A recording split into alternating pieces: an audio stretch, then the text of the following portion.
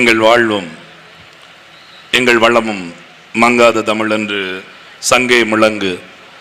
எங்கள் பகைவர் எங்கோ மறைந்தார், இங்குள்ள தமிழர்கள் ஒன்றாதல் கண்டு முழங்கு சங்கே முழங்கு. திங்களோடும் செல்லுமருதி தன்னோடும் மின்னோடும் உடுக்கலோடும் மங்கு கடல் இவற்றோடும் பிறந்த தமிழோடு பிறந்தோம் நாங்கள். ஆண்மை சிங்கத்தின் கூட்டம் என சிறியோர்க்கு ஞாபகம் செய் முழங்கு சங்கே முழங்கு. எல்லாம் கொடுத்துக்கிட்டே இருக்கிறோம், பேர் வேற மாறி மாறி போய்கிட்டே இருக்குது. இது ஏன் இதில் பள்ளிக்கூடத்தில் சான்றிதழ் கொடுக்குற மாதிரி ஐயா சொல்றாரு, கீழே போய் மாற்றி பிரிச்சுக்கலாமே. பரவாயில்ல, 10 நிமிஷம் பேசுது போனாலும் கூட ஒரு உயிருக்கு குருதி கொடுக்குது என்பது அவ்வளோ சாதாரண காரியம் கிடையாது. அதுக்காக நம்ம 10 நிமிஷம் அவங்களுக்காக விட்டு கொடுக்கறதுல நமக்கு எந்த வருத்தமும் கிடையாது. இந்த மேடை இந்த நிகழ்வுனால தான் நிறைவு பெறுது அப்படின்னு நான் நம்புகிறேன். இவ்வளோ நேரம் பேசுனதை விட நாம் செஞ்ச செயலை இதில் தான் நம்ம வெளிப்படுத்துகிறோம். மன்னார்குடி தொகுதியை சார்ந்த அனைத்து உறவுகளுக்கும் வணக்கம். தம்பி வாசுதேவன் அவர்களுடைய 1ஆம் ஆண்டு நினைவு நாள் கூட்டம். நான் இது ஒரு 2வது நினைவு நாள் கூட்டத்தில் இப்படி தமிழ்நாடு முழுக்க இருக்கிறதுல 2வதுல கலந்துக்கிறேன். நான் நினைக்கிறது பொதுவாகவே நினைப்பேன், 15 வருஷம் ஒரு ஆயுள், ஒரு ஒரு தலைமுறை அப்படின்னு நினைப்பேன். சாராய கடையை பற்றி பேசும்போது சொல்லுவோம், 15 வருஷத்தில் ஒரு தலைமுறை குடிக்கி அடிமையாகிட்டே இருக்குது அப்படின்னு. அப்படி 15 ஆண்டுகள் நாம் தமிழர் கட்சி பயணித்து வருகிற போது ஒரு சில உறவுகளை நாங்கள் இழக்க ஆரம்பிச்சிருக்கிறோம் அப்படின்னு பார்க்குற போது கொஞ்சம் வருத்தமாக தான் இருக்குது. ஏன்னா எங்களுடைய இலக்கு இன்னும் முடியலை, நாங்கள் இந்த பயணம் இன்னும் நிறைவு பெறல. எதை நோக்கி போய்கொண்டிருந்தோமோ இன்னும் ஓடிக்கொண்டிருக்கிறோம். அந்த ஓட்டத்தில் எங்களோட ஓடி வந்த பிள்ளைங்க அந்த இடத்துலேருந்து ஏதோ ஒரு காரணத்தில், இயற்கையினாலேயோ வேறு ஏதோ நோயினாலே ஏதோ ஒரு காரணத்தில் எங்களை விட்டு பிரிக்கிற போது கொஞ்சம் சிரமமாக தான் இருக்குது. ஏன்னா மற்ற கட்சிகளில் இப்படி ஒரு சம்பவம் நடந்திருந்தால் நிறைய என்னென்னலாம் பண்ணியிருப்பாங்க. அப்படியான ஒரு சூழலை கூட எங்களால் பண்ண முடியவில்லை, அதை சரியாக எடுத்து கொண்டு போக முடியல. இருந்தாலும் தம்பி வாசுதேவனோட அம்மா இங்கே இருக்கிறாங்க, அவங்க குடும்பத்துக்கு நான் உறுதி அளிப்பேன். மன்னை சட்டமன்ற தொகுதி என்று நாளை அடுத்த வரலாற்றில் மன்னை சட்டமன்ற தொகுதியை பற்றி அடுத்த தலைமுறை பேசப்படுகிற போது உங்கள் பிள்ளை வாசுதேவனின் பெயர் இல்லாமல் மன்னை சட்டமன்ற தொகுதியை பற்றி பேச்சு வராது. அதற்கு நாம் தமிழர் கட்சி உறுதி அளிக்கிறது. ஏன்னா நாங்கள் எங்களுக்கு முன்னாடி எங்களுக்காக இறந்து போன, எங்களுக்காக வாழ்ந்து மறைந்த தலைவர்களையே எப்படி போற்ற வேண்டும், பாராட்ட வேண்டும் என்று பேசுகிற சீமானோட தம்பிகள் இங்கே நின்று கொண்டிருக்கிறோம். எங்களோடு சரி நேரத்தில் களத்தில் நின்ற பிள்ளையை விட்டு கொடுத்து விட்டு அப்படி ஒரு தலைமுறை அந்த அடுத்த வரலாறை எழுதாமல் கண்டிப்பாக நிற்க மாட்டோம் அப்படிங்கிறத இந்த இடத்துல இருந்து உறுதி கூறிக்கொள்கிறேன். நாம் தமிழர் கட்சி 2026 சட்டமன்ற தேர்தலை நோக்கி பயணித்துக் கொண்டிருப்பது எல்லாருக்குமே தெரியும். இங்கே இருக்கக்கூடிய கடையில் இருக்கக்கூடிய அத்தனை எருக்கே தெரியும். மற்ற கட்சியெல்லாம் இன்னும் கூட்டணிக்கு யார் வந்திருக்கா, சீட்டை தளர்றது, யாரை கூட்டணிக்கு சேர்க்கலாம் அப்படின்னு நினைச்சிட்டு இருக்கிற போது நாம் தமிழர் கட்சி கிட்டத்தட்ட 100 வேட்பாளர்கள், அதுலேயும் உங்கள் மாவட்டம் திருவாரூர் மாவட்டத்தில் கிட்டத்தட்ட முடிஞ்சு போச்சுன்னு நினைக்கிறேன். அந்த அளவுக்கு வேட்பாளர்களை எல்லாருக்குமே அறிவிச்சு பாருங்க, ஒரே மேடையில் 4 வேட்பாளர்கள் மாதிரி எல்லாரும் வந்து பேசிட்டு போகிற அளவுக்கு வேட்பாளர்களை அறிவிச்சு இன்னும் தேர்தலே வரல. அப்படி சொல்லுவாங்களே, திருவிழா தொடங்கிருச்சு வார் தேர்தல் அப்படிம்பாங்கல்ல, ரேடியா கட்டின மாதிரி இப்போ நாம் தமிழர் கட்சி தேர்தல் 8 மாதங்களுக்கு முன்பாகவே தேர்தலை தொடங்கி இருக்கிறது. ஏன் ஒரு சிலர் தோணும், எலெக்ஷன் இன்னும் பின்னாடி தானப்பா இருக்கு, நீங்க என்ன இப்பவே நான் ஓட்டா போட்டுருவாங்க அப்பதானே போடும். ஆமாங்க, அவன் துட்டு இருக்குது, காசு இருக்கு, எல்லாமே குமிஞ்சு கிடக்குது. அந்த 1 மாசம் மட்டும் எல்லா வேலையும் பார்த்துட்டு பிரச்சாரம் பண்ற மாதிரியே பாவலா பண்ணிட்டு முதல் நாள் ராத்திரியுமே துட்டை கொடுத்துட்டு ஓட்ட வாங்கிட்டு போயிடுவான். ஆனா நாம் தமிழர் கட்சி பிள்ளைகள் வாங்கிய 36 லட்சம் வாக்குகளும் 1 ரூபாய் கொடுக்காமல் வாங்கிய வாக்கு. அதனாலதான் இப்ப இருந்து தேர்தல் பரப்புரையை தொடங்குறோம். ஒவ்வொரு தொகுதியா வேட்பாளரை அறிவிச்சு ஆனாலும் இப்பயும் கேட்கிறாங்க, நீங்க கூட்டணி வைக்க போறீங்களாம்ல, சீமான் யார்கிட்டயோ பேசிக்கிட்டு இருக்காராம்ல. 100 தொகுதிக்கு வேட்பாளரை அறிவித்து விட்டது நாம் தமிழர் கட்சி. ஏன் கூட்டணி வைக்க கூடாது? எல்லாருமே என்கிட்ட நான் 4 முறை நிக்க போறேன். தம்பி நீங்க திருப்பி நிக்கிறேன். நான் தென்காசி மாவட்டம் வாஸ்தவத்தில் நிக்கிறேன். போன முறை தென்காசி பாராளுமன்ற தொகுதியில் நின்னேன். தம்பி உங்களுக்கு வாய்ப்பு இருக்கு தம்பி, உங்க ஆளு மட்டும் யாராவது கூட்டணி வச்சா நீங்க ஜெயிச்சிடலாம் தம்பி, ஜெயிச்சிருவோம். நேற்றைய தினம் இது நேற்று நடந்தது. நான் பேர் தொடர் வண்டியில முன்பதிவு செய்யாத பெட்டியில வந்துகிட்டு இருந்தேன், இங்க மன்னார்குடிக்கு வரதுக்காக வந்துட்டு இருந்தேன். அப்போ ஒருத்தர் கேட்கிறாரு, என்னண்ணே நான் தான் உங்களையான்னு பார்த்தேன், திருப்பி வீடியோ எடுத்து பார்த்துட்டு உங்க மூஞ்சிய சரியா பார்த்துட்டு வந்து நிக்கிறேன் அப்படின்னு சொல்லிட்டு, ஏன்னா இப்படி வர்றீங்க, நீங்க நம்ம கூட்டணி வச்சா ஜெயிக்கிறது வாய்ப்பு இருக்குன்னு சொல்றாங்களா, அப்ப நம்ம ஏன் கூட்டணி வைக்க மாட்டோம் அப்படின்னு கேட்டார். கூட்டணி வச்சா ஜெயிச்சிடலாம், ஜெயிச்சு 10 பேர் எம்எல்ஏ ஆயிடலாம், 20 பேர் எம்எல்ஏ ஆயிடலாம். என்ன முன்பதிவு செய்யப்படாத பெட்டியில் வந்து அன்ரிசர்வ் பெட்டியில் வந்த மதிவான ரிசர்வ் செய்யப்பட்ட ஏசி பெட்டியில வந்துருவான். மற்றபடி வாசனூர் தொகுதி மக்களுக்கு ஒரு மண்ணும் கிடைக்காது. நான் அப்படி மாறிடுவேன், அப்படியே வாகனத்துல வந்துருவேன். வாகனத்துல ஏன்னா எல்லாமே அரசு பணம், டோல்கேட்ல விட்டுருவாங்க, எங்க பார்த்தாலும் வணக்கம் போட்டுருவாங்க. அங்க மாதிரி 3 வருஷத்துக்கு முன்னாடி இங்க கூட்டம் போடுக்கும்போது சொன்னாங்களா, டிஎஸ்பி அனுமதியே தராம பெரிய சண்டை போட்டு இந்த மேடையில் வந்து ஏறணும். அப்படி எல்லாம் இல்லாம வாங்க வாங்க வாங்க வாங்க வாங்க வாங்க உங்களை தான் எதிர்பார்த்துட்டு இருக்க வாங்க அப்படின்னு ஏற்றி விட்டுருவாங்க. ஆனால் வாக்கு செலுத்திய மக்களுக்கு ஏதாவது நடக்குமா? கூட்டணி பேசுற எல்லாருக்கும் நான் தெளிவா கேட்டுக்கிறேன், நல்லா புரிஞ்சுக்குங்க. இன்றைக்கு திராவிட முன்னேற்ற கழகம், அண்ணா திராவிட முன்னேற்ற கழகம், இந்த 2 கட்சிகளை எதிர்த்து தான் எல்லா கட்சியும் தொடங்கினாங்க. எங்க மக்களுக்கு உரிமை கிடைக்கல, எங்க மக்களை ஒடுக்கிட்டாங்க, எங்களுக்கு வாழ்வு செழிக்கல, எங்களுக்கு விடியல் தேடி தர முடியல, எங்கள் மக்களுக்காக நாங்கள் தொடங்குறோம் என்று சாதி மதம் பேசிக்கொண்டு அத்துறை பேரும் தொடங்கினார்கள். அவங்க யாரோட கூட்டணி வச்சாங்க? அதே எந்த கட்சி எதிர்த்து கூட்டணி எது கட்சி தொடங்கினாங்களோ அவங்களோட கூட்டணி வச்சு அதிகபட்சம் 4 சீட்டு 10 சீட்டு 15 சீட்டு 20 சீட்டு, இன்னும் சொல்ல போனால் எதிர்கட்சி தலைவராக விஜயகாந்த், எதிர்கட்சி தலைவராகவே விஜயகாந்த் என்ன செய்ய முடிந்தது? சட்டமன்றத்தில் ஒரு தீர்மானத்தை ஏற்ற முடிந்ததா விஜயகாந்தால? இங்க கூட்டணி வைத்த எத்தனை கட்சிகள் சொல்கிறார்களே, எப்படியாவது அதிகாரத்தை பிடிக்க வேண்டும், அதிகார பகிர்வுதான் முக்கியம், அதிகாரம் இல்லாமல் அது ஒரு ஸ்ட்ராட்டஜி, அப்படிலாம் இல்லாம அரசியல் ஒண்ணும் பண்ண முடியாது அப்படின்னு பேசிட்டு இருக்காங்கல்ல. போய் கேளுங்க. 4 எம்எல்ஏக்களை 10 எம்எல்ஏக்களை வைத்து விட்டு ஒரு கட்சியோடு எந்த கட்சியை அழிக்க வேண்டும், எந்த கட்சியை தோற்கடிக்க வேண்டும் என்று சொல்லிவிட்டு அதே கட்சியோடு கூட்டணி வைத்து மறுபடியும் அவர்களையே முதலமைச்சராக்கி விட்டு அங்கிருந்து ஒண்ணுமே பண்ண முடியாது. அப்ப சொன்னல, சட்டமன்ற உறுப்பினர் மட்டும் வாழ்ந்துட்டு போயிடலாம், வேற ஒருத்தரும் மக்களுக்கு நல்லது செய்ய முடியாது. ஆட்சி அதிகாரத்தில் உட்காரணும், ஒன் மேன் ஷோ, கூட்டணி கிடையாது. ஆட்சி அதிகாரத்தில் எங்க ஐயா சொன்னாங்கல்ல, தனித்து நின்று பெரும்பான்மை தொகுதியில் வெற்றி பெற்று ஒரு களத்தை உருவாக்கணும். ஆமா உருவாக்கணும், ஆனா இங்க யாருமே உருவாக்கலையே. இதுக்கு முன்னாடி அப்படி இல்லையே, நம்ம தான் வரலாறு படிக்க வேண்டியிருக்குது. வரலாற்றுல எவனுமே கூட்டணி வைக்காம ஜெயிக்கவே மாட்டேங்காங்களா? ஐயோ அப்ப என்ன பண்றது? ஆமாங்க, கூட்டணி வைக்காம யாருமே ஜெயிக்கல. ஆனாலும் உங்களுக்கு சொல்கிறேன், கூட்டணி வைச்ச ஒருவனும் ஜெயிக்கல. திருமாவளவன் முதலமைச்சர் ஆயிட்டாரா? ராமதாஸ் முதலமைச்சர் ஆயிட்டாரா? விஜயகாந்த் முதலமைச்சர் ஆனாரா? வேல்முருகன் முதலமைச்சர் ஆனாரா? கருணாஸ் முதலமைச்சர் ஆனாரா? ஜான் பாண்டியன் முதலமைச்சர் ஆனாரா? கிருஷ்ணசாமி முதலமைச்சர் ஆனாரா? யார் முதலமைச்சர் ஆனார்? ஒரு எம்எல்ஏ ஆனாங்க. எது? ஒரே ஒரு எம்எல்ஏ. அப்புறம் கூட்டணி எதுக்கு? யார் வேணாம்னு சொல்றோமோ அவங்கள இப்ப கூட்டணி எதுக்கு வச்சிருக்காங்க பாருங்க. மறுபடியும் திமுகவை முதலமைச்சராக்க, மறுபடியும் அதிமுகவை முதலமைச்சராக்க. இப்ப நம்மகிட்ட எதுக்கு வந்து நிக்கிறாங்க? திமுக ஒழிக்கணுங்களா? அதுக்கு எடப்பாடி முதலமைச்சராக்கணுமா? ஆமாங்க, திமுக ஒழிக்கணும். சீமானை முதலமைச்சர் ஆக்குறதுக்கு தான் நாம் தமிழர் கட்சி. எடப்பாடி முதலமைச்சர் ஆனுங்க, அவங்க அக்கா புருஷனை முதலமைச்சர் ஆக்குறதுக்கு நாம் தமிழர் கட்சி தொடங்கல. புரியுதா உங்களுக்கு? நாங்கள் வெல்லணும், நாங்கள் வென்று ஆட்சி அமைக்க 4 சீட்டுக்கு ஆரம்பித்த கட்சி அல்ல நாம் தமிழர் கட்சி, நாட்டை பிடிப்பதற்காக ஆரம்பித்த கட்சி நாம் தமிழர் கட்சி. தெளிவா புரிஞ்சுக்கணும். என்னமோ இங்க நாம் தமிழர் பிள்ளைகள் எல்லாம் ஒண்ணுமே தெரியாத மாதிரியும் உங்களுக்கு அரசியல் புரிய மாட்டேங்குது தம்பி. அதெல்லாம் நீங்க வந்து மற்ற கட்சியை நீங்க வந்து என்ன சொல்றீங்க தெரியுமா? அது என்ன 2 சீட்டு மண்டிட்ட கட்சி, காலை நக்கி பழகிற. இன்னைக்கு அண்ணன் திருமாவளவன் பேசுற எனக்கு ஆச்சரியமா இருக்கு. 2016 எங்க அண்ணன் சீமான் சொன்ன பேச்சை கேட்டிருந்தா இன்னைக்கு திருமாவளவனுக்கு இருக்க மதிப்பே வேற. இது வேற. இந்த காணொலியை பார்த்து எங்க அண்ணன் வேற திட்டுவார், எதுக்குடா எங்க அண்ணன் எல்லாம் பேசிட்டு இருக்க அப்படின்னு சொல்லி. எப்படிப்பட்ட தலைவன்ட்ட வாழ்ந்துட்டு இருக்க பாருங்க. அவங்க என்ன பேசினாலும் நாங்க அவங்களை திட்டக்கூடாது. எது? இங்க தமிழ் சமூகத்தில் இருக்கிற பிள்ளைகளை பேசாதீங்க பேசாதீங்க அப்படின்னு சொல்லிட்டு தான் இருக்கிறாரு.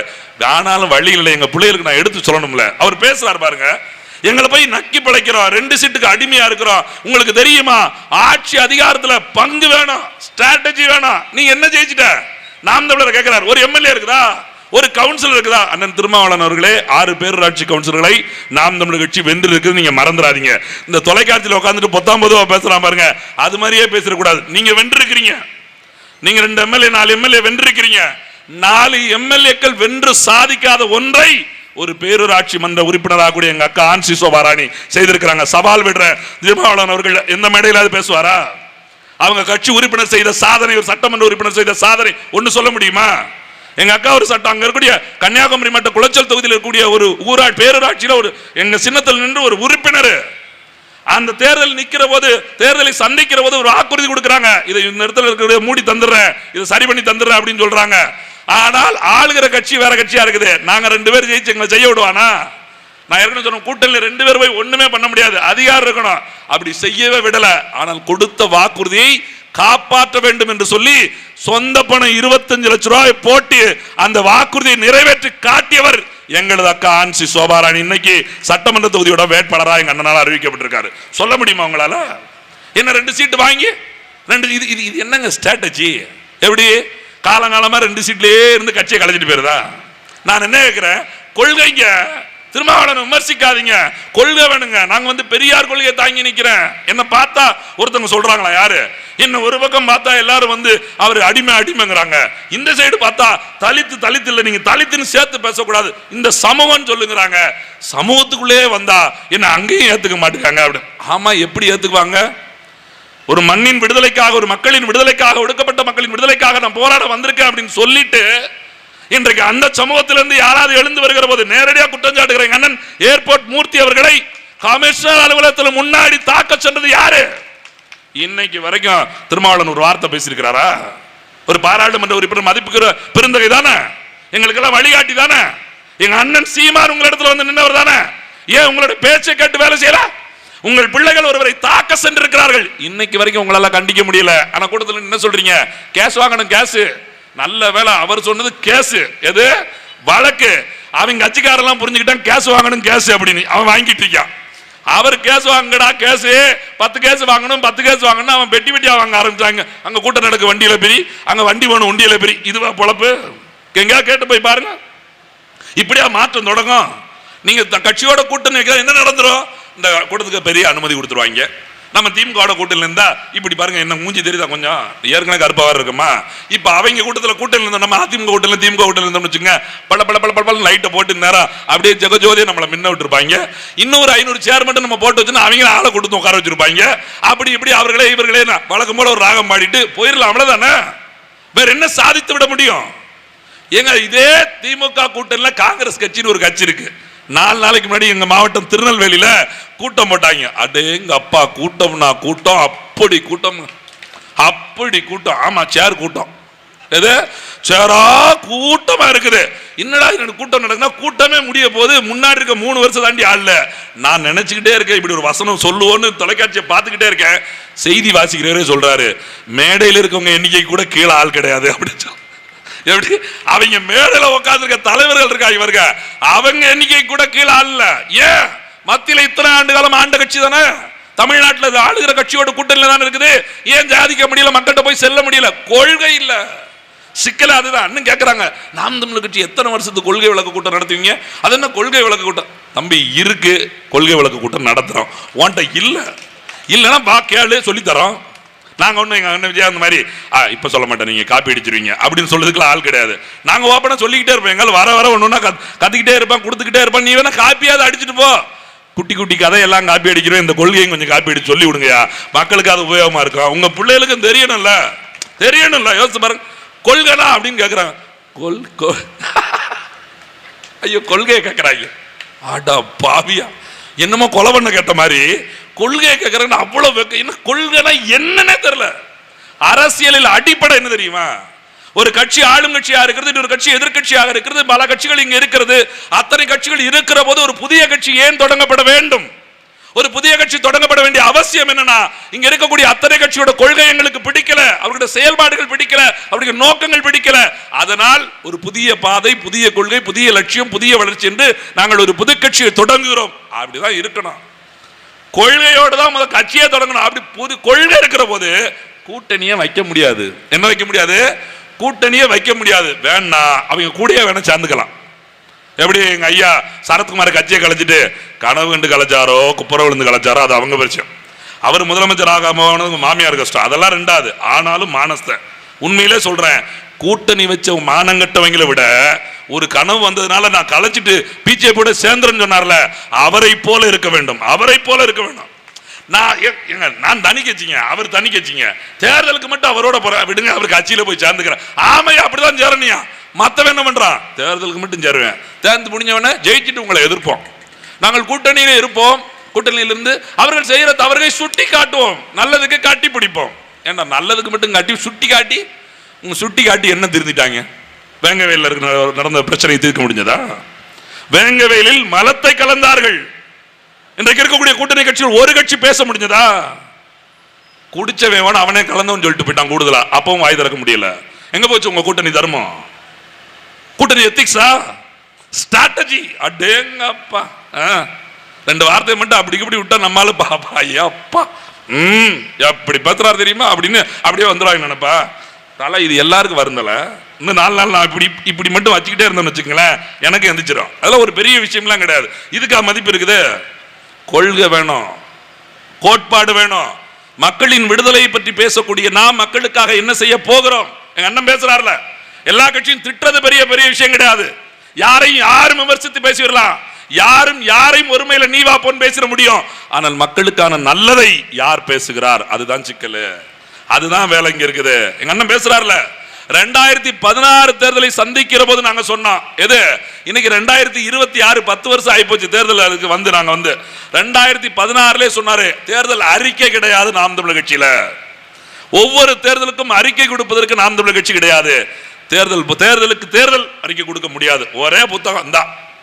நான் என்ன பண்ண போறேன், தண்ணி என்ன பண்ண போறேன், மரத்தை என்ன பண்ண போறேன், காற்றை என்ன பண்ண போறேன், நிலத்தை என்ன பண்ண போறேன், இங்க இருக்கக்கூடிய மக்களின் வேலை வாய்ப்பு என்ன போறேன், இளைஞர்களுக்கு என்ன பண்ண போறேன், மக்களோட பசியை போக்க என்ன பண்ண, விவசாயத்தை என்ன பண்ண போறேன், தொழிற்சாலை என்ன பண்ண போறேன், எல்லாவற்றையும் என்ன பண்ண போறோம் ஒரே புத்தகம்.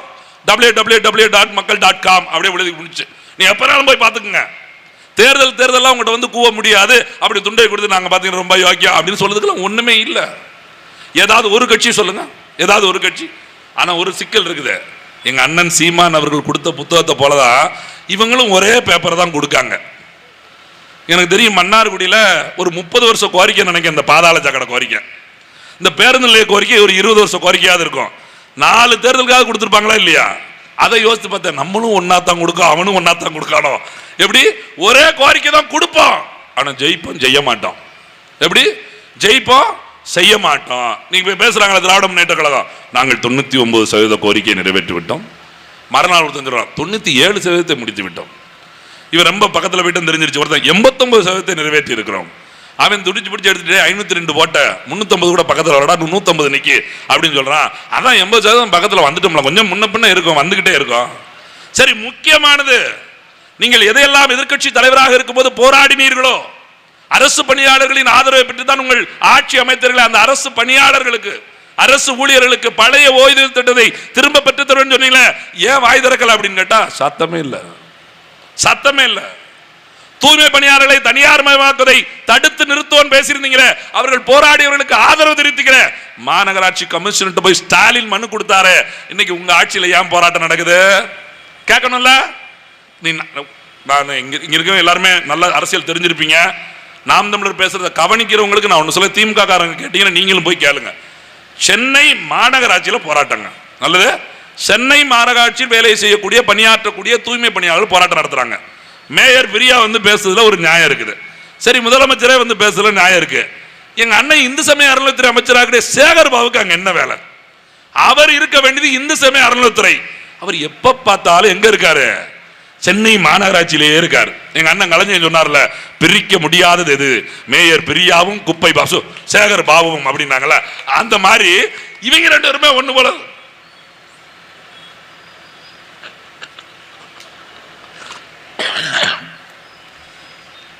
ஐயா சேரையும் பிரிச்சுட்டோம்.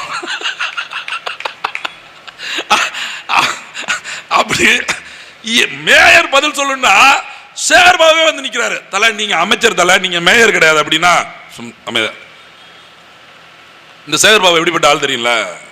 எங்க ஊர் தென்காசி மாவட்டத்தில் குற்றாலம் ஒரு, உங்களுக்கு தெரிஞ்சிருக்க எல்லாருக்குமே, குற்றாலம் குளிக்கிற இடம். அங்க பராசக்தி மகளிர் கல்லூரி இருக்கு, பெண்கள் மகளிர் கல்லூரி பராசக்தி இருக்குது. அந்த மகளிர் கல்லூரிக்கு போன ஜூலை மாசம் சேகர் பாபு வராரு. ஏன்னா எல்லா ஊர்லயும் எல்லா இடத்துக்கும் போய் நம்ம அமைச்சர் அப்படின்னு வந்தா காட்டணும்ல, அங்க வர்றாரு. அங்க வந்தவர் அந்த கல்லூரி எல்லாம் பார்த்துட்டு எங்க பிள்ளைகள் எல்லாம் பார்த்து பேசும்போது சொல்றாரு, வர்ற ஆகஸ்ட் மாசத்துல இருந்து கல்லூரியில விடுதியில படிக்கக்கூடிய பெண்களுக்கு 3 மேளை சாப்பாடும் இலவசம் தான், இனிமே உங்களுக்கு மெஸ் பீஸ் வராது, பில்லு கிடையாது அப்படின்னு சொல்லிட்டு போயிட்டாரு.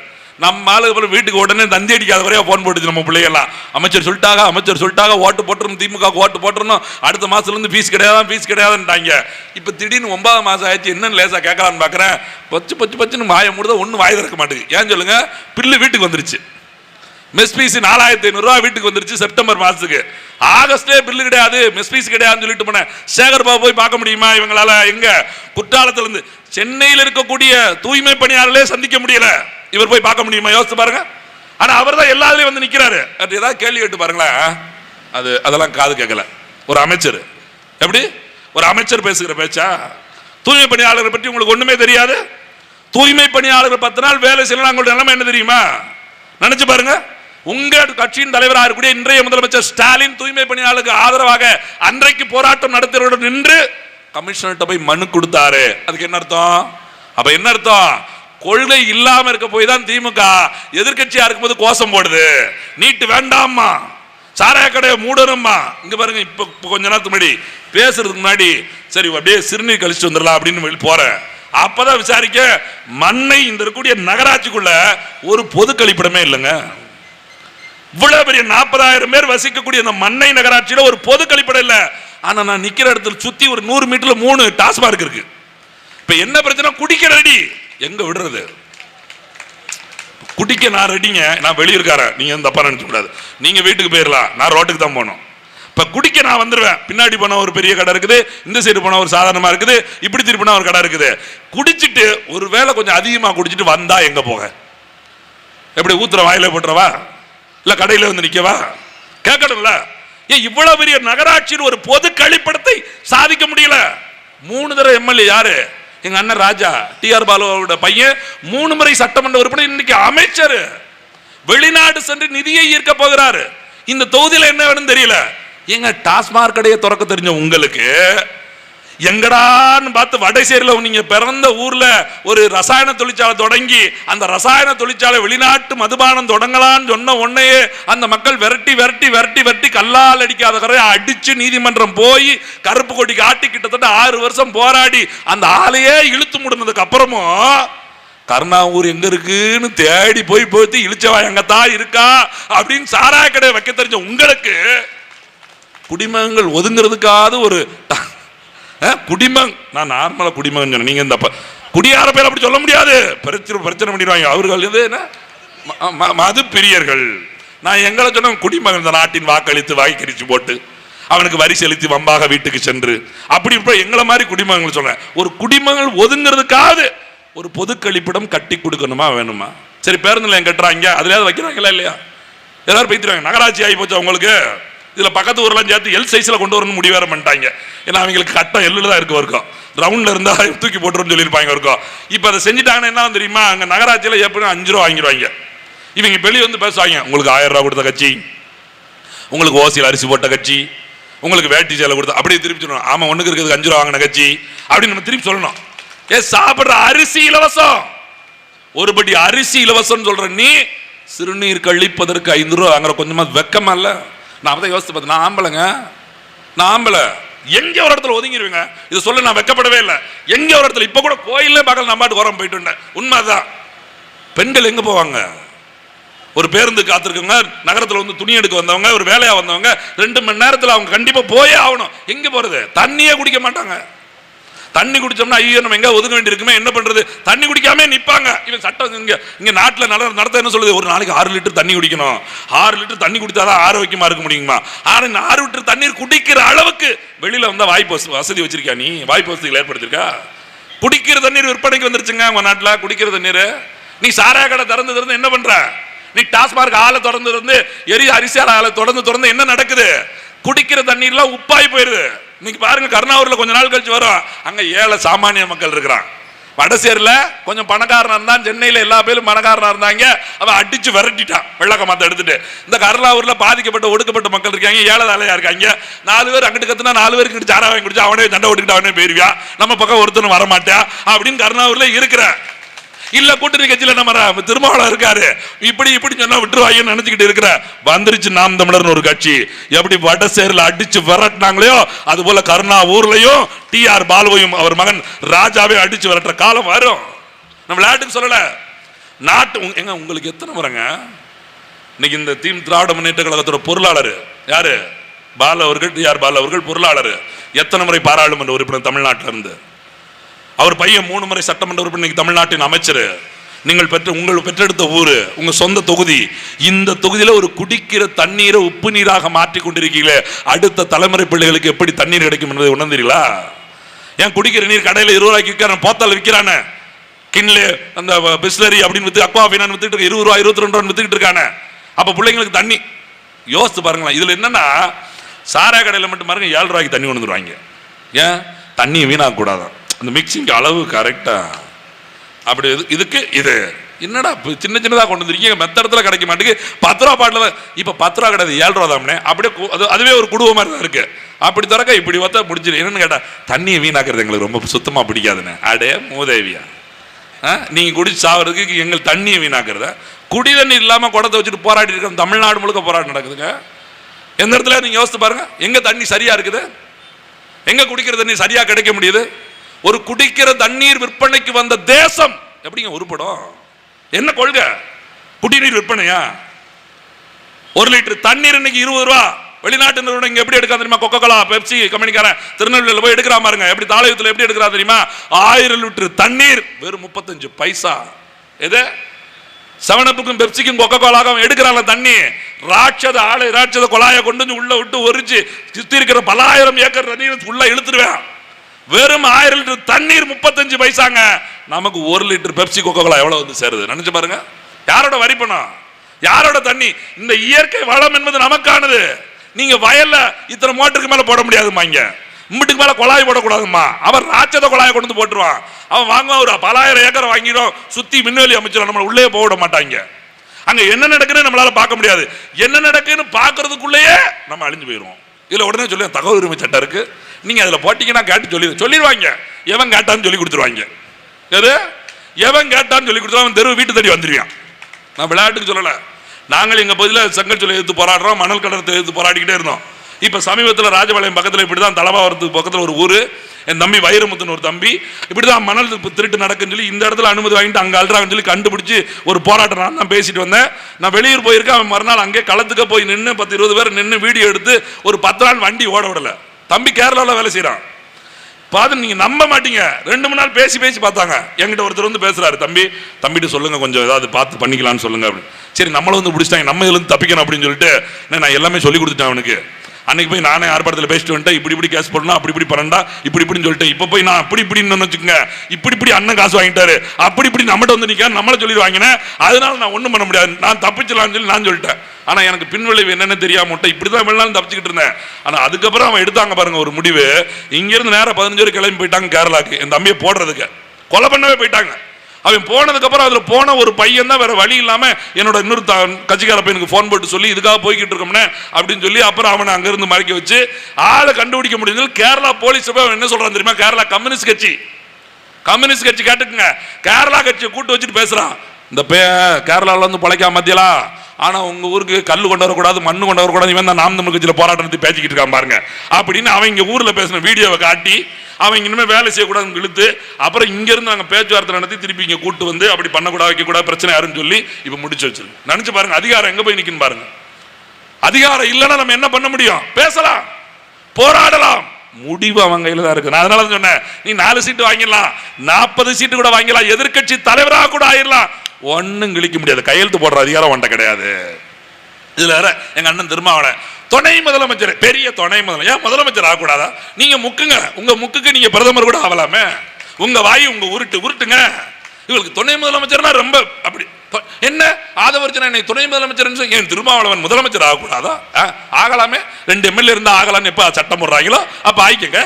யாரு மானம் கட்டு போச்சு? யாரு கேட்டா? அடேங்க அப்பா, அந்த பெருமைக்கு விடுறதில்லை. எல்லாரும் அவர் மட்டும் இல்ல, கூட்டத்தில் இருக்க அத்தனை பேர் தான். அங்கிட்ட எங்க அண்ணன் செல்வப்பு இருந்தாங்க, அடே காங்கிரஸ் கட்சியோட மாநில தலைவர், சத்தமே வராது. நம்ம எல்லாரும் திருமாவளவனே கல்வி விட்டுட்டு இருப்போம், அவர் சைலண்டா அந்த பக்கம் போய்கிட்டே இருப்பார். அவன் வீட்டுல நீங்க போய் அங்க அப்படி ஊத்துங்க இப்படி ஊத்துங்க என்னதையா சொல்லிட்டு அவர் வாட்டு போயிட்டே இருப்பார். அப்ப என்ன அர்த்தம்? கொள்கையற்ற கட்சிகள் தொடர்ச்சியா தமிழ்நாட்டை ஆண்டதோட விளைவு, புதுசா ஒரு கட்சி கொள்கையோட வந்து நிக்கணும்னா அவனுக்கு அல்லு விடுது. நீங்க யோசித்து பாருங்க, தொலைக்காட்சியில பேசும்போது நம்மள சொல்ல மாட்டாங்க, நினைப்பாங்க எல்லாரும் நாம் தமிழர் கட்சி எதுக்கு எல்லாரையும் பேசுறாங்க, எல்லாரும் ஏன் பேசுறோம்னா எல்லா பேரும் களவாணி பேலா இருக்கான், எல்லாம் கூட்டணியா இருக்கான், நம்மள கேட்கறானே. தம்பி உங்களுக்கு ஒன்னும் பிரச்சனை கிடையாது தம்பி, நீங்க யாரு கூடயாவது கூட்டணி வச்சிருங்க தம்பி. எது அப்ப ஏன் கூட கூட்டணி வேணும் கூட சொல்ல மாட்டான், எவன் கூடயாவது கூட்டணி வைங்க. ஏன்டானா எல்லா பேரும் மல்ல மாதிரி பேலா இருக்கும்போது நீங்க மட்டும் யோக்கியமா எப்படி இருக்குது, எவன் கூடயாவது கூட்டணி வைங்க, ஒருத்தன் கூட கூட்டணி வச்சிரு. அப்ப என்ன அர்த்தம்? இவன் மட்டும் எப்படா தனிச்சு நிக்கலாம், அவன் பார்த்துக்கிட்டே இருக்கான். எல்லாரும் கூட்டணிக்குள்ள போயிட்டான், இவன் மட்டும் தனியா. இவன் கேட்பான்ல, இந்த இப்ப சொல்றாரு பாருங்க, தனிச்சு நின்று, எப்படி தனிச்சு நின்று ஒரு கட்சி தேர்தலில் 36 லட்சம் வாக்குகளை வாங்கி 8.2% வாக்குகளை பெற்று மாநில அங்கீகாரம் பெற்ற கட்சியாக மாறி இருக்குன்னா அது நாம் தமிழர் கட்சி மட்டும்தான் அப்படின்னு பெருமையா சொல்ல முடியுதுல்ல. இப்ப சொல்லுவாங்க, நாங்கள் 25 வருஷமாக இதற்காக போராடி 10 கட்சிகளோடு கட்டி பிடித்து விரண்டு விடுத்து, போன வருஷம் கட்டி பிடிச்ச கட்சி இந்த வருஷம் விளக்கமாத்தல் அடிச்சு, இந்த வருஷம் விளக்கமாத்தல் அடிச்ச கட்சி அடுத்த வருஷம் கட்டி பிடிச்சி இப்ப 4 எம்எல்ஏ ஆகி நாங்க வாங்கியிருக்கோம் சொல்ல முடியுமா? சொல்ல முடியுமா? சொல்லுங்க பாருங்க. திமுகவோட கூட்டணி, அடுத்த முறை அதிமுக கூட கூட்டணி. இவனை போட்டு திட்டுறது, மானங்கட்ட வேலை உன்னை பத்தி எனக்கு தெரியாதா, என்ன பத்தி உனக்கு தெரியாதா, அப்புறம் அவங்க கூட நேற்று நீ என்ன பேசுன தெரியாதா, வந்தது போனது தெரியாதா அப்படிங்கிறது. திடீர்னு 2 பேரும் வேண்டாங்கிறது. இது கட்டு விரியனும் வேண்டாம், கண்ணாடி விரியனும் வேண்டாம் அப்படிங்கிறது. இதே நம்ம சொன்னோம்னு வச்சுக்கோங்க, நீ சொல்லக்கூடாது நான் தான் சொல்லுவேன். எங்க அண்ணன் முத்துப்பாண்டி மாதிரி, அதை நீ சொல்லக்கூடாது நான் தான் சொல்லுவேன், அதை நீ சொல்லக்கூடாது. அப்ப என்ன அர்த்தம்? இவங்களுக்கு வேணும்னா ஒரு பேச்சு, வேண்டாம்னா ஒரு பேச்சு. நாங்க இவங்க வேணுங்கிறதுக்கும் வேணாங்கிறதுக்கு வரல, மக்களுக்கு என்ன வேணும் அப்படின்னு சொல்றதுக்கும் செய்யறதுக்கு வந்துருக்கு. அரசியல் என்பது மக்களுக்கான தேவையும் அதை நிறைவேற்றுகிற சேவையும். எங்க ஐயா காமராஜர் சொல்றாரு, அரசியல் அப்படி இருக்குதா? பாலிடிக்ஸ் பிசினஸா மாறிடுச்சு, வியாபார சந்தையாக மாற்றிட்டாங்க. அப்படி மாற்றக்கூடாது, அதை மாற்றி திருப்பியும் வியாபாரத்து சந்தையா இருக்கக்கூடியத மறுபடியும் மக்கள் சேவையாக மாற்றணும் அப்படின்னு சொல்ல எளிய பிள்ளைகள் இங்க வந்து நின்றுட்டு இருக்கிறோம். உங்களுக்கு புரியும் தானே? ஏன் இத்தனை வருஷமா தனிச்சு நிக்கிற எங்களுக்கு துட்டு கூட ஜெயிக்க முடியாதா? ஜெயிக்க முடியாதா? ரொம்ப வேண்டாங்க, எல்லாத்தையும் ஜெயிக்கலாம் கூட. எங்கிட்ட பணக்காரங்க யாரோ வச்சா, இப்ப நான் இருக்கிறேன், ஏதாவது எங்க உள்ளே படிச்சவங்க கூட இருந்த ஒரு 5 கோடி வாங்கி உருட்டி விட்டா ஜெயிக்க முடியாதா? நீ காசு கொடுத்தா ஓட்டு போட இருக்கும்போது ஏன் போட முடியாது? அப்படி ஒரு வாக்கு வாங்கி ஜெயிக்க வேண்டிய அவசியம் இல்லை. ஏன்னா காசு கொடுத்தா யாருனாலும் ஓட்டு போடுவான், அந்த வாக்கு எங்களுக்கு வேண்டாம். யார் வேண்டுமானாலும் மக்களுக்கு நல்ல செய்ய வரலாம். அவன் ஏழை எளிய விட்டு பிள்ளையாக கூட இருக்கலாம். எப்படி கக்கனாக, காமராஜராக, அப்படி ஒரு எளிய பிள்ளைகள் கூட இங்க வரணும் அமைச்சரா அப்படிங்கிறதுக்கு தான் எங்க அண்ணன் சீமான் தொடர்ச்சியா போராடிட்டு இருக்காரு. நீங்க நினைச்சு பாருங்க, இங்க இருக்க சுகாதார நிலையம் எடுத்து பாருங்க, மருத்துவமனை, சுகாதார நிலைய மருத்துவமனையில் போய் என்றைக்காவது இந்த இப்ப நேரத்து கூட ஒரு காணொலி வந்துச்சு, கோயம்புத்தூர் நினைக்கிறேன், வீல் சேர் இல்ல, ஒரு மகன் தன் தாயை அப்படியே கட்டி பிடிச்சி இழுத்துக்கிட்டே போறான். அப்புறம் தான் கணக்கு எடுக்கிறாங்க, எத்தனை சேர்கள் வாங்கப்பட்டது, அதில் எத்தனை பழுதாகி இருக்கிறது, இன்னும் எத்தனை தேவைப்படும் என்பதை தமிழ்நாடு முழுக்க அலசி ஆராய்ந்து கொடுக்க வேண்டும் என்று ஆணையர் தெரிவித்துள்ளார். உடனே செய்தி அவர் 2 நாள் கிழிச்சு தள்ளிடுவாங்க, கேப்பை நட்டு உடனே வீல் சேரை கொண்டு வந்து சேர்த்துருவாங்களா? தேவைப்படும் போது கொண்டு வந்து அறிக்கை கொடுத்து, உங்க அறிக்கை மானங்கட்ட அறிக்கையெல்லாம் படிச்சா வழங்குமா? இல்ல நீங்களே படிச்சா கேட்காத முடியுமா? யோசிச்சு பாருங்க. ஒரு மருத்துவமனை தொடங்குற போது அங்க எத்தனை பணியாளர்கள் தேவை, எவ்வளவு மருத்துவர்கள் தேவை, அந்த மருத்துவமனை எத்தனை சதுர கிலோமீட்டர் மக்களுக்கு பயன்பட போகுது, அது எத்தனை பகுதி மக்கள் வசிக்கிறாங்க, இதை கூட கணக்கிடாம நீங்க மருத்துவமனையை கட்டி அதுல ஆள் சேர்க்கிறீங்கன்னா, இதுல வேற எங்க அண்ணன் மா சுப்பிரமணியம் படிச்ச மெத்த மேதாவி, திருட்டு இருந்து கிட்னி திருட்டு அப்படி சொல்லாதீங்க, கிட்னி முறைகேடு. என்ன திருட்டுன்னு சொல்லுதீங்க? தப்பா எடுத்து கொடுத்துருக்காங்க, தெரியாம எடுத்துக்கிட்டாங்க. அடே தெரிய ரொம்ப தெரிஞ்சு செய்வது தப்பு வேற, தெரியாம செய்யறது தப்பு வேற. அவங்க ரொம்ப வைக்கணும், தெரியாம எடுத்துட்டாங்க. இப்ப இது கிட்னி திருட்டே இப்படிமீங்க, நாளைக்கு வெட்டி கொலை பண்ணிடுவான்.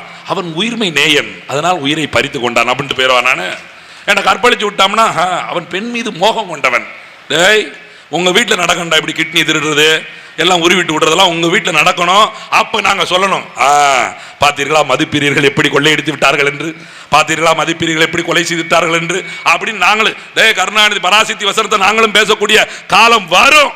வரும். 50 வருஷமா மஞ்சள் குளிச்சுட்டு எங்க மக்கள் மேல இந்த அத்தனை கடனையும் தலையில சுமத்தி அவங்க எப்படியெல்லாம் ஏமாத்தலான்னு பேசிக்கிட்டே இருக்கீங்கல்ல. ஒரு சட்டமன்ற உறுப்பினர் என்றைக்காவது என் பகுதியில் நான் மருத்துவத்தை சரியா வச்சிருக்கோம்யா சொல்ல முடியுமா? சொல்லுங்க பாப்போம். நான் சரியா வச்சிருக்கேன்னு சொல்றதில்லை, சொல்ல முடியாது. இல்ல மருத்துவமனையில் தேவைப்பட்ட பொருட்களை அவரால் கொண்டு வர முடியல. காரணம் பிசினஸ், மருத்துவம் வியாபாரமா மாறிடுச்சு. இப்ப அப்படிதான் இருக்குது. எந்த மருத்துவர், அரசு மருத்துவர் நீங்க சரியான மருத்துவம் அப்படி போய் உட்காந்து பார்த்துட்டே இருப்பாரு. சாயங்காலம் வாங்கலாம் கிளினிக்கு, எல்லாம் சரி பண்ணி விட்டுலாம் சார். இப்போ நீங்கள் ஆஸ்பத்திரியில் அது இங்கே அந்த வசதி இல்லை, எக்ஸ்ரே எடுக்க வசதி இல்லை, அந்த ஸ்கேன் எடுக்க வசதி இல்லை. சாயங்காலம் நம்ம கிளினிக் வந்து, நம்ம கிளினிக்கா? ஆமாம், அந்த பெரியார் சிலைக்கிட்ட. ஆமாம், திருட்டு போய் இல்லாமல் அங்கே ஓரமாக அது வரிச்சாத்தா இருப்பாங்க தான், அதுக்கிட்ட போய் நிப்பாட்டியாங்க. எப்படி? அரசு மருத்துவமனையில் வேலை பார்க்குறோம், தனியார் மருத்துவமனை வைக்க கூடாது சட்டம். நாம் தமிழர் ஆட்சி வந்தா விருப்பம் உள்ள வேலைக்கோ இல்லை வீட்டில் போய் மூடிட்டு பாடு. உனக்கு தனியார் மருத்துவமனை வச்சுக்கணும், வச்சுக்கோ. நான் எங்க வேண்டான்னு சொல்லல. உன்னால் தனியார் மருத்துவமனை வைக்கக்கூடிய அளவுக்கு பொருளாதாரம் இருக்கிற போது அரசு வேலை உனக்கு எதற்கு? மக்களுக்கு சேவை செய்ய வேண்டும் என்கிற மனசு இருக்கோ மட்டும் அரசு வேலைக்கு வந்தா போதும். அதுதான் நாங்க சொல்றோம். பள்ளிக்கூடத்துல அப்படிதான் அரசு பள்ளி ஆசிரியர்கள் பிள்ளைய கொண்டு போய் தனியார் பள்ளிக்கூடத்துல சேர்க்கிறாங்க. கேட்டா அந்த படத்துல சொல்ற மாதிரி, தம்பி இது ஆய் பள்ளிக்கூடம்ப்பா, அது சூப்பர் பள்ளிக்கூடம். எங்க அண்ணன் தம்பி ராமையா சொல்லுவார்ல, ஆய் பள்ளிக்கூடத்துல எவ்வளவு தராங்க? 40,000 சம்பளம் தராங்க. அப்ப அது ஆய் பள்ளிக்கூடமா தான் இருக்கும். 40,000 தரம் இல்ல, இவனுக்கு 40 மாசம் 40,000 சம்பளம், அவனுக்கு எல்கேஜிக்கு 40,000 ஃபீஸ். எப்படி? அது சூப்பர் பள்ளிக்கூடம். போட்டி. அதான் எங்க அண்ணன் சொல்றாரு, ஆங்கில வழி பள்ளி மூடுறதுக்கெல்லாம் கிடையாது, மூட வைக்கிறோம். எப்படி? அரசு பள்ளிகளில் படிச்சவன் பேசுற ஆங்கிலமா, தனியார் பள்ளிக்கூடத்தில் படிச்சவன் பேசுற ஆங்கிலமா? போட்டி தான். அவனை ஓட வைக்கிறான். வடிவேல் மாதிரி தான், அவன் கடையை மூடிட்டு போயிட்டான்னா அவன் நமக்கு அடிமை, கடையை திறந்து வச்சுதான் நம்ம அவனுக்கு அடிமை மாதிரி ஓட வைக்கிறோம். போட்டி தாண்டா, சும்மா திட்டமிட்டு மிரட்டுறது வைக்கிறது அதெல்லாம் ஒண்ணு கிடையாது. இங்க பாருங்க, பேர் இருக்கா? எதாவது தமிழ்ல பேர் இருக்கா? இல்ல இந்த இருக்கு மாநில மைய அலுவலகம், இப்படி நல்லா இருக்கியா? அதுக்கு இல்ல மொபைல் இருக்கு, அப்படி இருக்கு. இதை ஒன்றும் சொல்றதெல்லாம் கிடையாது, ரொம்பலாம் மிரட்டுறதெல்லாம் கிடையாது. ஆமே ஒரு மாசத்துக்குள்ள நீங்க மாத்துறீங்க. அப்ப எல்லாரும் அது வழக்கம் போல சொல்லுவாங்க, ஒரு மாசத்தில் மாற்றாவிட்டால் உங்கள் உரிமம் ரத்து செய்யப்படும் அறிக்கை வரும். அது வரும் அப்படின்னு நினைச்சுக்கிட்டு இருப்பாங்க. 31ஆம் தேதி பூட்டு வரும். அப்பதான் தெரியும் இது வரைக்கும் நடந்த ஆட்சி திருட்டு திராவிட ஆட்சி வேற, நாம் தமிழர் ஆட்சி வேற. ஏன்னா சட்டத்தை இங்க முறையா வகைப்படுத்தல, நடைமுறைப்படுத்தல. அதுதான் சிக்கல். சட்டம் சரியாதான் இருக்குங்க, சட்டம்லாம் இருக்கு. சொல்லுவாங்க சட்டத்தை வளைச்சிருவாங்க, ஓட்டை ஆக்கிடுவாங்க. சட்டம் பணக்காரனுக்கு ஒரு பக்கம் போது ஏழைக்கு ஒரு பக்கம் போறதான சிக்கல். அப்படி போகாம சட்டம் சரியா போச்சுன்னா சாதாரண மனித குடிமகனுக்கும் அதே சட்டம், பணக்கார விட்டு பிள்ளைக்கு அதே சட்டம்ங்கிற சரியா செயல்படுத்திட்டா, இந்த சொன்னாங்களா மேடையில் ஒரு அக்கா சொல்லிட்டு போச்சுல, ஒருத்தரை அடிச்சு கொலை செய்கிற அளவுக்கு காவல்துறைக்கு உரிமத்தை கொடுத்தது யாரு? அதே காவல்துறை நாயா பையா தீபாவளியிலும் பொங்கலின் நடு ரோட்ல நின்று அமைச்சர் வர்றதுக்கு தண்ணி இல்லாம ரோட்ல நிக்கிறான, அவன் கடுப்பை யார் மேல காட்டுவான்? நம்ம மேலதான் காட்டுவான். அப்ப அந்த காவல்துறைக்கு சரியான ஓய்வு கொடுத்து பணியிடத்தை கொடுத்து சரியா அப்படி கொடுத்து அவனுக்கும் சங்கம் கொடுத்தா அவனை யாரும் மிரட்டவும் முடியாது, அவன் யாரையும் மிரட்ட முடியாதுல்ல. அப்ப வேணும்ல கொள்கை, நோக்கம், திட்டம் வேணும். அந்த திட்டம் இருந்தாதான் அப்ப எதை எப்படி செய்ய முடியும். இதுதான். சும்மா காட்டி மாநாங்கனே வந்துட்டு இருந்த நீங்க பாருங்க, அடே நான் காலில் இது தொலைக்காட்சியை பார்த்துட்டு என்னடா ஆச்சு விஜய் வாராரு இந்த மாதிரி இப்படி போறாரு அப்படின்னு நானுமே நினைச்சதுண்டியா விஜய் பத்தி நான் பேசவே கூடாது அப்படின்னு. ஆனா பாருங்க ரொம்ப நம்மகிட்டே வந்து மாட்டிக்கிறாரு. நான் நீங்க ஒரு காணொலி பார்த்துருப்பீங்கன்னு நினைக்கிறேன், 2007 விஜயோட நான் பேசிய காணொலி நீங்க பார்த்துருப்பீங்க. அந்த காணொலியில கேட்ட கேள்விக்கு இன்னைக்கு நானும் விஜய் தான் பதில் சொல்லுவார் பார்த்தேன் அன்னைக்கு. ஆனா சிக்கல் இருக்குது, அன்னைக்கு எழுதி கொடுத்துருந்தாங்க பதில. எது விஜய்க்கு அந்த பதிலே எழுதி கொடுத்துருந்தாங்க விஜய் டிவில இருந்து. ஒருவேளை இன்னும் எழுதி கொடுக்கலையே நம்ம ஆதவர்ஜுனன் நம்ம கேட்ட கேள்விக்கு பதில எழுதி தரலன்னு நினைக்கிறேன். சரி வந்துறாரு, அப்படி பார்த்தா ஒரு 5 மணி நேரங்க. அடேங்க அப்பா, இதுல ரூல்ஸ் போட்டாங்களாம். 32 அறிக்கை கொடுத்துட்டாங்க, எங்களுக்கு வந்து 32 இது கொடுத்துட்டாங்க, எங்களை ஒடுக்க பாக்குறாங்க. இப்படி நாம் தமிழர் மட்டும் போய் மனு கொடுத்துனா பாங்க நடத்திக்கிங்க, அப்படியே நடத்திக்கிங்க, அப்படி தூக்கி தூக்கி கொடுக்காங்களாக்கா. நாங்கெல்லாம் அங்க அச்சி தொடங்கி கூட்டம் போடும்போது எங்களை என்ன சொன்னா தெரியுமா, நீங்க என்ன பேசுவீங்கன்னு எழுதி கொடுங்க சார். 1 மணி நேரம் பேச வந்ததை பேசிக்கிட்டு இருப்போம் வாயில, இதெல்லாம் எழுதியா கொடுக்க முடியும்? யோசிச்சு பாருங்களேன். இதுதான் பேசணும்னு படிச்சுட்டு வரதுக்கு ஸ்டாலின் கட்சியில இருக்கும், இல்ல எடப்பாடி கட்சியில உட்காந்துட்டுமா எழுதி வச்சு படிச்சுட்டு வரதுக்கு. எங்க அண்ணன் காத்து கொடுத்துருக்கு, அது பாட்டுக்கு உள்ள இருக்கு. இங்க இருக்கிறது வருதோ, இங்க இருக்கிறதோ, இங்க இருக்கிறது எது வருதோ அது வந்துகிட்டு இருக்கோம். எனக்கு முன்னாடி போனவங்க அதை பேசி விட்டாங்கன்னா வேற எதை பேசி ஆகணும். பிறகு நான் படிச்சுட்டு வந்து அவங்க படிச்சுட்டு வந்து கைக்கிட்டாங்கன்னு வச்சுங்க, எல்லாத்தையும் அவர்களே பேசிவிட்டார்கள். இப்படி நான் வந்து என்ன செய்வது, திருப்பி பேசுகிறேன் அப்படின்னு பேசிட்டு இருக்க முடியும்? இது ஒரு அப்படியெல்லாம் கொடுமையை செஞ்சு வந்து நாங்க நீங்க வந்து எழுதி கொடுப்பாங்க. மாற்று கட்சிகளை பற்றி பேசக்கூடாது, மற்ற கட்சி தலைவர்களை பற்றி பேசக்கூடாது. நான் கேட்பேன், கருணாநிதினு சொல்லாம எப்படியா பேசுறது, திமுகன்னு சொல்லாம எப்படித்தான்? அப்புறம் இன்ஸ்பெக்டர் சொல்லாரு, சார் கொடுத்துட்டு போங்க சார், பேசிக்கிங்க சார். இது என்னடா ஃபார்மாலிட்டி? இப்படி கையில் இப்படியும் ஒரு உருட்டு, இப்படியும் ஒரு உருட்டுனா அப்புறம் என்ன? இதெல்லாம் சந்திச்சு நாங்கள் கட்சி நடத்தணும். ஆனா விஜய் அவர்களுக்கு ஒன்று சொல்றேன், நாம் தமிழர் கட்சி நல்லா புரிஞ்சுக்குங்க, இன்னைக்கு 8% வாக்குகள் பெற்று நிற்கிறோம். இந்த 8% வாக்குகள் பெறுவதற்கும் பெற்ற பிறகும் கூட நாம் தமிழர் நடத்துகிற ஏதாவது ஒன்று நேரலையில் எல்லா தொலைக்காட்சியில வந்து நிக்குதா? வராது. எங்கேயுமே காட்ட மாட்டான். மரத்துக்கு மாநாடு நடத்துறாரு, தண்ணிக்கு மாநாடு நடத்த போறாரு, மலைக்கு மாநாடு நடத்திட்டாரு, மாடுகளுக்கு மாநாடு நடத்திட்டாரு. எது ஒன்னையும் தொடர்ச்சியா எல்லா தொலைக்காட்சியும் தொடர்ச்சியா 4 மணி நேரம் நேரில் செய்ய மாட்டான். ஆனா உங்களுக்கு அனுமதி மறுப்பு ரொம்ப பீத்திக்கிறீங்களே, காலையில இருந்து சாயங்காலம் வரைக்கும் உங்களை தான் காட்டிக்கிட்டே இருக்கான். ஊடால முதலமைச்சர் பேசுறதே 1 செகண்ட்ல போட்டு மாத்திட்டாங்க. அப்ப என்ன அர்த்தம்? இப்ப எனக்கு சந்தேகம் வருது, ஒருவேளை ஸ்டாலினே போட சொல்லியிருப்பாரோ? பாடுங்க ஏன் அவன் வந்து நாம் தமிழர் ஓட்ட கலைக்கட்டும். எது நாம் தமிழர் ஓட்ட தான் கலப்ப. நாம் தமிழர் ஓட்டெல்லாம் கலைக்க முடியாது. கூட்டத்துக்கு இன்னும் சம்பளம் கொடுத்தா கூட்டு வந்துகிட்டு இருக்காங்க இவங்க நினைச்சுக்கிட்டு இருக்காங்க. அப்படியே எல்லாரும் போறாங்க, கூட்டமா போறோம், ஒண்ணுமே கிடையாதுங்க. இன்னைக்கு பாருங்க 5 மணி நேரம் காத்திருந்து 3 நிமிஷம் பேச்சு. எது வெறும் 3 நிமிஷம் கேட்டா மைக் சரியில்லை, மைக் சரியில்லை 30 நிமிஷம் வெயிட் பண்ணு, மைக்கு சரி பண்ணு. 5 மணி நேரம் வெயில காத்து கிடக்காங்க அவர் வரட்டும்னு. ஏன் உங்களால ஒரு 1/2 மணி நேரம் காத்திருந்து அந்த ஒலி வாங்கி சரி பண்ணி பேச முடியாதா? அவ்வளவுதான், முடிஞ்சு வச்சு அடுத்த இடத்துக்கு போயிடுச்சு. 5 மணி நேரம் குடிக்க தண்ணி இல்ல, கடையெல்லாம் மூடிட்டாங்க, வாங்கிட்டீங்க பண்டம் இல்ல, பச்சை பிள்ளையில வச்சுட்டு நிக்கிறாங்க. 3 நிமிஷம் முடிஞ்சே போச்சு. இவன் நினைச்சிருப்பான் இதுக்கு செல்லே படம் பார்த்து, செல்லிலேயே படம் பார்த்துருக்கலாமோ. எரிறாங்க துண்டை தூக்கி, நம்மால் துண்டை மிதிச்சு, கட்சி துண்டை அப்படியே மிதிச்சுக்கிட்டு. என்ன தெரியுமா, வரலாம் பேச வேண்டிய அவசியம் இருக்குன்னா எல்லாம் காப்பி கேட்டுங்க. அதான் கடுப்பா இருக்குது. கட்சி துண்டு கலர்ல இருந்து நம்மகிட்ட இருந்து களவான்ட்டு போனது, குட்டி கதையில இருந்து நம்மகிட்ட களவான்ட்டு போறது. இன்னுமே கொள்கையை களவாங்கன்னு சொல்ற, அதை கேட்க மாட்டேங்க. நீ எல்லாத்தையும் களவாங்குற, கொள்கையை அப்படியே களவாண்டுக்கு போனா அதை மட்டும் அது தமிழ் தேசியமும் திராவிடம் ஒன்று, தேசியமும் திராவிடம் ஒன்றுதான். பெரியார் தான் எங்களுடைய, ஏற்கனவே பெரியார் தூக்குறதுக்கு 7 கட்சி இருக்குல்ல, நீ 8வது கட்சி எதுக்கு கலர்? எதுக்கு? யாரும் தூக்காத, யாரும் கொண்டாடாத ஒன்றை நீங்கள் சொல்வதற்கு புது கட்சி தொடங்குற நோக்கம் இருக்குது. ஏற்கனவே 7 கட்சிகள் வரிந்து கட்டுக்கொண்டு வாரி கட்டி கொண்டு நிற்கிற அதே கொள்கைகளை தூக்கி பிடிப்பதற்கு புதிய கட்சி தொடங்க வேண்டிய அவசியம் என்ன? உடனே 200 கோடியை விட்டுட்டு வராரு தெரியுமா? 200 கோடியை விட்டு வரனா எத்தனை கோடி அல்ல வராருன்னு ஒரு கேள்வி இருக்குல்ல, ஒரு கேள்வி இருக்குல்ல, இருக்கணும்ல. ஒருவேளை சந்தேகம் இருக்கிறது, நாம் தமிழர் கட்சி தொடங்கிற ஒவ்வொரு தேர்தல் காலகட்டத்திலும் எப்படி எங்க அண்ணன் கமலஹாசனை வந்து இடைமறித்தார்களோ, டிடிவி திறனை கொண்டு வந்து இடைமறித்தார்களோ, அதுபோல விஜயை கொண்டு வந்து இடைமறிக்க இருக்கிறார்களோ அப்படிங்கிற சந்தேகம் இருக்கிறது.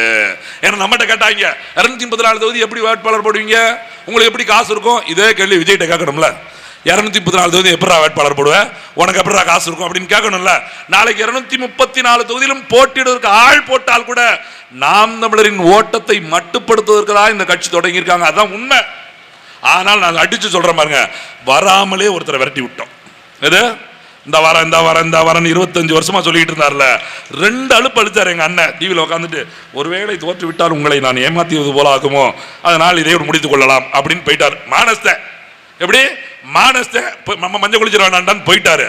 இப்போ ஒருத்தர் வந்து இறங்குறார். ஒருத்தனை வராம செஞ்சோம், ஒருத்தனை வர வச்சு செய்யறோம். இனி ஒருத்தர் அரசியலுக்கு விஜய் மாதிரி இல்ல, யார் மாதிரியும் சினிமாவில் இருந்து விட்டு நேரடியாக அரசியல் வந்து குதிச்சு நான் முதலமைச்சர் ஆயிடுவேன் அப்படிங்கிற வாதத்துக்கு வரக்கூடாது. ஒருத்தர் பேசுறாங்க, தம்பிக்கு கோவம் வந்துருச்சு, அந்த தாவேக தம்பிகளுக்கு கோவம் வந்துருச்சு. நம்மளை வந்து கொள்கை இல்லாதவன்னு சொல்றாங்க எல்லாம். நம்ம பேரை சொல்லக்கூடாது, அவங்க இப்பவே ஸ்டாலின் ஆயிட்டாங்க, சொல்லிட்டா வளர்ந்துருவோம். ஆடாடா நானும் எங்கள் அண்ணன் சொல்லணும், ஏன்னா நீங்கள் சொல்லாதீங்க நாங்கள் வளர்ந்துட போகிறாங்க, அது முதவி அப்படியே தான் கிடக்கு, நீ விடுறா அப்படின்றார் இவர் எங்கால். இப்போ என்னன்னு பாருங்க, அவன் வந்து என்ன கொள்கை இல்லாத கொள்கை. ஆனால் எங்கள் தளபதி 11 கொள்கையை வகுத்து கொடுத்திருக்கிறார் எங்களுக்கு. அந்த 11 கொள்கையும் இந்த நாட்டில் இருக்கக்கூடிய எந்த கட்சியிலும் இருப்பதில்லை அப்படின்ட்டு ஆரம்பிக்கான். சரி, முதல் கொள்கையை சொல்ல போற மாதிரி இருக்கும் அப்படின்னு பார்த்துக்கிட்டு இருக்கேன். எப்படி மத்தியிலே பாரதிய ஜனதா கட்சி மக்களுக்கு எதிரான ஆட்சி செய்கிறதோ அது போலவே அதை பின்பற்றி தமிழ்நாட்டிலே பிஜேபி அதோட கிளையாக இருக்கிறது. மத்தியில பாரதிய ஜனதா, சரி, தமிழ்நாட்டில் பிஜேபி. இவன் பாரதிய ஜனதா கட்சி ஒரு கட்சி, பிஜேபி ஒரு கட்சி நினைச்சிட்டு இருக்கான். சரிதான், இவன் கட்சி மொத்தம் எத்தனை இருக்குன்னு கேட்டு கேட்கணும், அதுக்கப்புறம் தான் கொள்கையை கேட்கணும். இவன்ட்ட போய் கொள்கை என்ன கோட்பாடுன்னு கேட்டா, முதல்ல தாவேகா ரசிகர்களே, தமிழ்நாட்டில் இருக்கிற கட்சிகளின் எண்ணிக்கை எத்தனை அதை படிங்க. நாளைக்கு டிஎம்கே ஒரு கட்சி, திமுக ஒரு கட்சி அப்படிமாங்க. நம்ம ஐயோ இவன் பைத்தியமா இல்லை நம்ம பைத்தியமா அப்படிங்கிற மாதிரி ஒன்னாக பாருங்க. அந்த தேர்தலில் வாங்குற அடிதான். நான் அங்கேயும் நம்ம பிள்ளைங்க நிறைய பேர் நிற்கிறாங்க. தங்கை சொல்லிட்டு போச்சுல, வேட்பாளர் நிற்கக்கூடிய பாப்பா நடிகர் ரசிகர் போவாங்க கூடுவாங்க. ஆனால் அவர் பேசுற அரசியல் இன்னொரு 8 மாசம் கிடக்கு. ஜனநாயகன் ஒரு படம் ஜனவரி 10 அதோட சரி விஜய் படத்தை ஊத்தி போட்டிடுவாங்க. அதுக்கப்புறம் தான் அவர் வாய் திறப்பாரு. அன்னைக்கு தான் இருக்க போது யாரெல்லாம் கூட்டணிக்கு போறா. அப்ப என்ன இப்ப சொல்றாங்க, நாங்கள் அதை பேசுமா இதை பேசிட மாட்டோமா? இப்ப பேசுங்க. திமுக எடுத்து பேசிட்டீங்க தலைவா, பாரதிய ஜனதா கட்சி எது பேசுங்க தலைவா, அதிமுக பேசவே மாட்டேங்கிறீங்களே. உடனே ஒருத்தன் சொல்றான், நாங்கள் ஸ்டெர்லைட்டிலே படுகொலை செய்யப்பட்ட போது தங்கை ஸ்லோனின் வீட்டுக்கு சென்று விஜய் சந்திச்சாரு. அதைத்தான் இப்ப சத்தமா சொல்லுங்க. அந்த படுகொலையை செய்தது எடப்பாடி, சொல்லுங்க பாப்போம். நீங்க ஏன் டெட்பாடி ஆகுறீங்க? ஏன் சொல்ல மாட்டேங்கிறீங்க? திமுக பேசுறீங்கல்ல, இதை பேசணும். திமுக பேச வேண்டாம் சொல்லல, அதிமுக சரியான கட்சியா சொல்லணும்ல. பாரதிய ஜனதா கட்சியை பேச வேண்டாம் என்று சொல்லவில்லை, காங்கிரஸ் சரியான கட்சியா? கச்சத்தீவை மீட்க வேண்டும் என்று தமிழ்நாட்டுக்கு எல்லா கட்சிகளும் பேசுகிறது. ஒருத்தனும் வாய் திறக்க மாட்டேங்கான். ஒருத்தனும் நல்லா புரிஞ்சுக்கணும். இங்க இருக்கக்கூடிய பொதுமக்கள், விஜய் பேசுறாரு மாநாட்டில் கச்சத்தீவை பற்றி பேசுகிற உடனே யாரு அங்க இருந்து இருக்கக்கூடிய வெளியுறவுத்துறை அமைச்சர், இலங்கை வெளியுறவுத்துறை அமைச்சர் பேசுறாரு, நாட்டு பிரதமராக இருக்கக்கூடியவர் அதிபர் பேசுறாரு, அங்க இருக்கக்கூடிய இளைஞரின் தலைவராக இருக்கிறவர் பேசுறாரு. ஏன் இங்க இருக்கக்கூடிய தமிழ்நாட்டுடைய எல்லா கட்சியும் பேசும்போது பேசாத இவங்க விஜய் பேசணும்னு ஏன் பேசுறாங்க? ஒரு ஷோ காட்டுறாங்க. இவங்க தான் உண்மையான தமிழன், இவர் பேசும்போது எங்களுக்கு வலிக்குது அப்படின்னு காட்டுறாங்களா? ஏன்? மானமுள்ள தமிழன் சீமான் ஒருத்தர் இங்க ஒரு அரசியல் கட்சி நடத்துறான்ல, அவன்கிட்ட போய் அடுத்த கட்ட தலைமுறை பிள்ளைகள் சேர்ந்துடக்கூடாது. ஏன் எங்க அண்ணன் சொன்னார் தெரியுமா? 2016 தேர்தலை சந்திக்கிற போது, நான் உங்களுக்காக அரசியல் தொடங்கல, என்னோட சட்டமன்ற உறுப்பினர் நீங்க கிடையாது, என்னோட சட்டமன்ற பாராளுமன்ற உறுப்பினர்கள் பள்ளிகளிலே 5ஆப்பும் 6ஆப்பும் படிச்சுக்கிட்டு இருக்கான்னு சொன்னால, இன்னைக்கு 15 வருஷம் அவன் ரெடியாகி நிக்கிறான் ஓட்டு போடுறதுக்கு. எது? இன்னைக்கு 15 வருஷம் ஓட்டு போட ரெடியா இருக்கிறான். அப்படிப்பட்டவர்கள் இந்த மானமுள்ள கட்சியில் வந்து சேர்ந்து விடக்கூடாது, வாக்களிச்சிட கூடாது என்பதற்காக மடை மாற்றம் செய்வதற்காகவே களமிறக்கப்பட்டவர் தான் விஜய். வேற ஒன்றும் கிடையாது. ஒரு சோதான் இந்த ஒரு தேர்தலோட அப்படியே யாரும் கட்டி முடிஞ்சு போயிருவார். ஒன்றும் ஆக போறதே இல்லை. ஏன்னா கொள்கை கிடையாது. நான் மறுபடியும் அதான் சொல்றேன், கொள்கை இல்லாதவர்கள் நிலைத்து நிற்க முடியாது. ஏங்க நாம் தமிழர் தோத்துக்கிட்டே இருக்குங்க இவங்க பாஷையில. ஆமாங்க 2016 ஜெயிக்கல, ஆமா 2019 ஜெயிக்கல, ஆமா 2021 ஜெயிக்கல. ஆனாலும் தெரிந்து கொள்ளுங்கள் உறவுகளே, நாம் தமிழர்கள் தோத்து கொண்டே இருந்தாலும் வாக்கை உயர்த்தி கொண்டே சென்று கொண்டே இருக்கிறது, நம்பிக்கையோடு களத்தில் பயணித்துக் கொண்டே இருக்கிறது. தோத்து கொண்டு இருக்கிறதே இருக்கிற ஒரு கட்சி வாக்குகளை உயர்த்தி கொண்டே வருதுன்னா இந்தியாவிலே அது நாம் தமிழர் கட்சி மட்டும்தான். தோக்கிற கட்சிக்கு எதுக்கு ஓட்டு போடுறாங்க? மக்கள் என்ன அப்படி ஒண்ணும் தெரியாதவனா? அவன் தான் தோக்கான்னு தெரியுது இல்ல, அவனுக்கே திருப்பி திருப்பி இவன் தாண்டா ஜெயிக்கணும், என்னைக்குனாலும் இவன் தாண்டா ஜெயிக்கணும் அப்படின்னு ஓட்டு போறான். எதே எங்க அண்ணன் சொல்லுவார்ல, நீ ஜெயிக்கிற கட்சிக்கு ஓட்டு போறாரா, ஜெயிக்கணும் நினைக்கிற கட்சிக்கு ஓட்டு போடுனார்ல, நாம் தமிழர் தாண்டா ஜெயிக்கணும் அப்படின்னு ஓட்டு. இப்ப எங்க ஊர்ல சொல்லுவாங்க, அண்ணே போட்டோம் 3 தானே உங்களுக்கு தான் போட்டோம்னே, ஆனா இந்த தடவையும் போட்டுருவோம், நீங்க வந்துடும் இந்த தடவை ஜெயிச்சுனா விட்டுறக்கூடாது, இந்த தடவை ஜெயிச்சிரு. இப்ப நான் எம்எல்ஏக்கு நிக்கிறேன்னா அவன் எம்எல்ஏக்கு நிக்கிறான்னு எனக்கு சந்தேகமாய் போச்சு. முத 2016 நிற்கும் போதெல்லாம் நாம் தமிழரா அப்படின்னாங்க. அதுக்கப்புறம் இந்த கட்சியில சரிண்ணா இருக்கட்டும். அப்புறம் இந்த நான் சொன்னான்ல, அவன் 2019 சொல்றான், இருந்தாலும் சீமன் பேச்சு நல்லா இருக்குண்ணே, பரவாயில்ல நீங்க நல்லா வேலை செய்ய உங்களுக்கு தான் போடணும்னே. எது நான் சொன்னவன் 2019 ஓட்டு போட்டான். இந்த கட்சியில இருக்கீன்னு ஒருத்தன் கேட்டான்ல, அவன் 2021 ஓட்டு போட்டான். அவன் எல்லாம் சொல்லி 2024 ஓட்டு போட்டாங்க. இப்ப அவங்க அப்பா அம்மாவும் சேர்ந்து 2026 வாக்களிக்க போறாங்க. பெற்றவர்கள் சொல்லி வாக்கு செலுத்திய காலம் திராவிட காலம். அது மொழி போராட்டத்தை அதை ஒரு பாதையா மாற்றி அடித்தளமா மாற்றி திராவிட முன்னேற்ற கழகம் இங்க அடித்தளத்தை உருவாக்கிருச்சு. மறுபடியும் அது மாதிரி ஒரு மொழியை பேசுகிற நாம் தமிழர் கட்சி இன்னைக்கு பிள்ளைங்க சொல்லி எங்க அப்பாவும் அம்மாவும் தாத்தாவும் பாட்டியும் ஓட்டு போடுகிற காலத்தை தமிழ் தேசிய எழுச்சி காலமாக நாம் தமிழர் கட்சி இந்த தளத்தில் கொண்டு வந்து நிற்குது. கட்டாயம் நாம் தமிழர் கட்சி உறவுகள் புரிந்து கொள்ளுங்க, கட்டாயம் நாம் தமிழர் கட்சி ஒரு மாற்றத்தை உருவாக்கும். 2026 நாம் தமிழர் இல்லாமல் ஒருத்தர் ஆட்சி அமைக்க முடியாது என்கிற நிலையை இந்த தேர்தலில் கொண்டு வந்து நிப்பாட்டும். அதனால பிறகுறார் எங்க அண்ணன் அப்படியே வேட்பாளர் பொறுக்கி பொறுக்கி பொறுக்கி பொறுக்கி பொறுக்கி ஒவ்வொரு தொகுதியா யார் யார் என்ன ஏது என்ன படிச்சிருக்கு என்னது அதா இதா எல்லாம் நம்மளால குழப்பமா வருது. என்ன இங்க கொண்டு வந்து இவரை போடுதாரு, இங்க கொண்டு வந்து இவன் இந்த பொண்ணுக்கு இங்க போடு, இந்த அம்மா என்ன இங்க போடுது அப்படின்னு எங்க நாங்களே யோசிக்கிறோம். போறா கரெக்டா இருக்கும். அப்புறம் ஓடி பார்த்தா தெரியுது, ஓ இதுக்கு தான் போட்டுக்காரு இருக்கோம் அப்படி. ஏன் 234 தொகுதிக்கு மட்டுமல்ல, இந்த தமிழர்களை உலக அரசியலிருந்தே மீட்பதற்கு அரசியல் செய்கிற ஒரே தலைவர் எங்க அண்ணன் சீமான் மட்டும்தான். இந்த நம்ம தொகுதிக்கு எங்க ஐயா பாரதி செல்வம், மருத்துவர் பாரதி செல்வம் எனக்கு முன்னாடி பேசிட்டு போனாங்க. அவங்களே சொல்லிட்டாங்க எல்லாத்தையும். நான் வெளியூர்காரன் சொல்லக்கூடாதுன்னு நினைச்சாங்களோ என்னமோ, அவங்கள பத்தி அவங்களே சொல்லிட்டாங்க. மண்ணையில உங்களுக்கு தெரியாது கிடையாது, அவர்கள் தந்தையின் வாயிலாகவே அவங்க உங்களை அறிஞ்சிருப்பீங்க. ஒரு மனிதநேயமிக்க மருத்துவர், ஒரு மனிதநேயமிக்க மருத்துவர். அப்படி மருத்துவராக இந்த வயதிலும் கூட இன்னைக்கு சொன்னார் பாரு, நான் எதிர்பார்க்கவே இல்லை. காலையில் வந்து 10 மணிக்கு என்னை வந்து பார்த்துட்டு போனாங்க. அப்புறம் ஒரு 3 மணி ஆயிரம் தம்பி நான் மருத்துவமனையில் இருப்பேன் அப்படின்னு சொன்னாங்க. இன்னைக்கு திடீர்னு சொல்லும்போது 10 மணிலிருந்து 1 மணி வரைக்கும் நான் மக்களுக்காக பணியாற்றுவேன், 2 மணிலிருந்தா மருத்துவமனைக்கு போவேன்னு சொன்னாங்க. பாருங்க, ஏதாவது ஒரு அரசியல் கட்சி வேட்பாளர் அப்படி சொல்ல சொல்லுங்க பார்ப்போம். ஏதாவது ஒரு அரசியல் நீங்க நினைக்கலாம், என்ன அவர் தொழிலும் பண்ணுங்காரு அரசியலும் பண்ணாரு. ஆமாங்க, அரசியல் தொழில் கிடையாது. சோத்துக்குன்னு ஒரு வழி வேணும் தலைவா, புரிஞ்சுக்குங்க, நல்லா புரிஞ்சுக்குங்க. அரசியல் என்பது பிழைப்பாகாது. அதைத்தான் முதல்ல சொல்லிட்டு இருக்க. அரசியல் பிழைப்பு அல்ல. திமுக கிளைச்சாளர் போய் கேளுங்க, தலைவர் என்ன பண்றீங்க? திமுக கிளைச்சாளர் இருக்கேன், சோத்துக்கு கிளைச்சாளர் தான் இருக்கேன். அதிமுக என்ன வட்ட பிரதிநிதியா இருக்கேன், சோத்துக்கு வட்ட பிரதிநிதி தான். ரொம்ப பெருமையா. ஏன் போட்ட வெள்ளை வெட்டி வெள்ளை சட்டை கசங்காம 1000 வந்துருதுல. என்னைக்கு எங்க அக்கா மாதிரி விளக்க மாத்த எடுத்துட்டு எவங்க அதை தூக்கிட்டு வந்தா அடிச்சா சரியா இருக்கும். அவ என்ன இன்னைக்கு 2000 கொண்டு வரலையா, மொய் செய்மறை செய்யன்னு சொன்னா 1000 ஆயிட்டு வந்திருக்கேன். அவங்க ஊரா அவங்க குடும்பத்தை ஆட்டையை போட்டு கொண்டு வந்துருக்கேன், நீ வெக்கம் இல்லாம 2000 கேட்டா விளங்குமா? அப்ப கட்சியில என்ன பொறுப்புல நிக்கலாம்? இந்த பேசுறேன்ல, நான் கட்சியோட மாநில ஒருங்கிணைப்பாளர் தான், வாசவன் சட்டமன்ற தொகுதியோட வேட்பாளர் தான். எனக்கு என் குடும்பத்துக்கு சோத்துக்கு என்னன்னா, நான் ஒரு ஒளிப்பட ஸ்டுடியோ வச்சிருக்கேன், ஒரு போட்டோகிராஃபர், ஒரு ஒளிப்படை கலைஞர். அது மாதிரி இங்க ஒருத்தர் நான் படிச்சிருந்த முன்னாடி பேசுற மாநில கொள்கை பரப்பு செயலாளர், அவர் ஒரு வழக்கறிஞர், அதுக்கு முன்னாடி பேசுற ஒருத்தர், இப்படி அவர் எல்லாம் இங்க இருக்கக்கூடிய பிள்ளைகள் எல்லாரும் தனித்தனியா சோத்துக்கு ஒரு வேலை இருக்கு. நான் எல்லா இடத்துலயும் சொல்றேன், திருப்பி சொல்றேன், இந்த கூட்டம் என்ன தெரியுமா? மாலை நேர வகுப்பு தான். அறிவொளி இயக்கம் நடத்துவாங்க தெரியுமா? முன்னாடி எல்லாம் படிக்க தெரியாதவங்களுக்கு பேர் சொல்லி கொடுத்து படிச்ச பிள்ளை வந்து அரசியல் தெரியாத, அரசியல் விழிப்புணர்ச்சி பெறாத பிள்ளைகளுக்கு நாங்க எல்லாரும் உழைக்கிற பிள்ளை எல்லாம் சேர்ந்து காசு போட்டு சாயங்காலம் தமிழ்நாடு முழுக்க ஏதாவது ஒரு இடத்துல அறிவொளி கூட்டம் தான் நடத்திக்கிட்டு இருக்கோம். இந்த நாம் தமிழர் கட்சியோட கூட்டம் அரசியல் விழிப்புணர்ச்சி தான் கத்து தர்றோம். உங்ககிட்ட இருந்து கத்துக்கிட்டாங்க. எங்க அப்பா என்ன படிக்க வச்சாருங்க. நீங்க வாட்டு கருணாநிதி படிக்க வச்சாரு, ஜெயலலிதா படிக்க வச்சாரு, வாயில தான் வந்துட போகுது. எங்க அப்பா என்ன படிக்க வச்சாரு, நீங்க இந்த இப்படி சொல்லுவாங்க. இப்ப அப்பா ஸ்டாலின், அப்பா அப்பா நீங்க ஸ்டாலின் படிக்க வச்சாரு. இல்ல, எனக்கு ஒன்றும் பிரச்சனை, சொத்துல பங்கு கொடுத்தா நான் சொல்ல தயார். ஆமா, சோத்துக்கு சாவர வச்சு நம்ம பணத்துக்கு எல்லா பேரும் பணத்துக்கு சாவரம். நம்மளுக்கு என்ன 10 வருஷம் கஷ்டப்பட்டா எனக்கு சங்கடமா இருக்கியா? பங்கு கொடுக்க சொல்லுங்க. அங்க அக்கா இருக்காளா, அத்தை இருக்குதா, மச்சா இருக்கா, எல்லாரும் பேசுவோம். ஒரு பங்கு சரி நிகர் சாமானமா ஒரு பங்கு வந்தா நான் அப்பான்னு ஏத்துக்கிறேன். ஏடா சும்மா பேர் போட்டு இனிஷியல் போட்டு சும்மாவா? இவங்க அது என்ன தெரியுமில, அவங்கள அம்மான்னு சொல்லிட்டாங்க, அவங்கள அண்ணான்னு சொல்லிட்டாங்க, அவங்கள தலைவர்னு சொல்லிட்டாங்க, நம்மளை ஒண்ணுமே சொல்ல மாட்டேங்க. அப்ப மண்ணாவே மதிக்கலன்னு அர்த்தம். உன்னை ஒருவேளை உன்னை மதிக்கல, ஏன் சொல்ல மாட்டேங்க? மதிக்கல. இல்ல, நம்மளே சொல்லிக்கிறோம், எல்லோரும் என்னை அப்பா அப்பா என்று கூப்பிடுறார்கள்.